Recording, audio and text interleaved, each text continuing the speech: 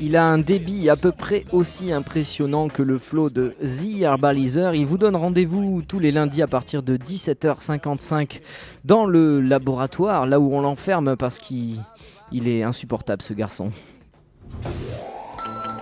Premier sous-sol. Le laboratoire. Et lui c'est Amine qui nous a filé la gastro toute la semaine. Je ne vous félicite pas du tout Amine, ça va ?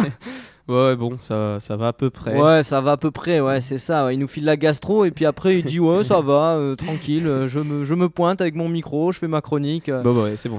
Bon, allez, ça commence par mardi. On commence, voilà. Mardi, sale gastro. Après avoir passé un génial week-end dans ma villa de 15 mètres carrés, à chier autant de merde que Nadine Morano a pu en sortir dans toute sa vie. C'est pour vous dire que j'ai souffert, Nicolas. J'apprends que mardi m'apprend que... Je prends des risques stylistiques, Nicolas. Hein. Donc j'apprends que mardi m'apprend que le Front National a gagné l'élection cantonale de Brignoles. Oh ! Stupéfaction. Cette terrible nouvelle me redonnant la gastro, je décide de faire comme si le Front National était au pouvoir, comme si notre quotidien dépendait des idées du FN, autant que la carrière de Nabila dépendait de la connerie. C'est ainsi que mercredi, sale mandat, décidé à rendre ma vie aussi bleu, blanc, rouge que l'esprit d'un Le Pen, je pars tout d'abord changer mes euros en francs à la banque. Ensuite, je me dirige à la préfecture pour rendre tous mes papiers où mon nom arabe et mon prénom terroriste apparaissaient. Puis, sur un nouveau coup de tête, et parce qu'il faut savoir anticiper les choses dans la vie, je repars à la banque où je décide de convertir mes francs en écus, sachant qu'un second mandat du FN n'est jamais très loin. Enfin, je choisis d'obéir au programme du FN et de quitter l'Union européenne, considérée comme l'axe du mal par Marine la Divine. J'ai donc nagé dans l'océan jusqu'à atteindre les saines et neutres eaux internationales. C'est par conséquent qu'en une journée, je me suis retrouvé sans papier, en plein milieu de l'océan Atlantique et avec les poches remplies d'écus. C'est pour vous dire, Nicolas, c'est pour vous dire... Que je dis sale court. Alors sale court, pourquoi ? Parce que réussissant à trouver un bout de bois en plein milieu de la mer, j'arrive à revenir à cette foutue côte. Je m'assois comme d'habitude entre la salope de l'amphi et le major de promo, partant en effet du raisonnement que celui qui réussit dans la vie doit faire la part des choses entre un 69 et 6 x 9.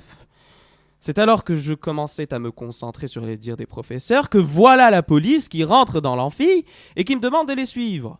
Mais que se passe-t-il ? Pensant au départ à un coup de pute de Nicolas, ce dernier ayant toujours eu l'étrange fantasme de voir ses chroniqueurs menotter, j'ai tout de suite su que c'était autre chose lorsqu'avant de monter dans le saladier, un des policiers me chuchote à l'oreille « Retour au pays des manouches, Leonardo ». Leonardo ? Mais qu'est-ce que c'est que cette merde ? Vendredi, salle interrogatoire, je tente d'expliquer à la police que je ne m'appelle pas Leonardo. Je n'ai fait que rendre mes papiers à la préfecture à cause de Le Pen. Je m'appelle Amine, laissez-moi partir, je n'ai rien à voir avec cette histoire. Je ne suis ni Rome ni Kosovar. Et puis c'est quoi cette nouvelle mode de choper les bougnoules au beau milieu du cours ? Après une demi-heure de recherche aussi intense qu'un moment entre un choupa-choups et Miley Cyrus, on avait retrouvé mes papiers. J'étais donc bien redevenu un arabe et non plus un Rome. Mes origines étaient donc maintenant ancrées en moi et dans le papier. Oui, je sais, le changement n'est pas très glorieux, mais il y a bien une différence entre un voleur et un revendeur. Et j'y tiens.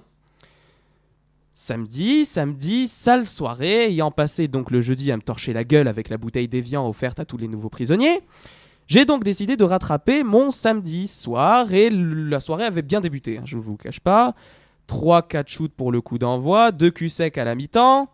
Je commençais à me sentir à l'aise, le stress de la baignade dans une eau à 10 degrés, l'horreur vision de voir mes économies transformées en écus, commençait à s'évaporer, sérieusement telle une bouteille de rouge posée en face d'un Jean-Louis Borloo éméché.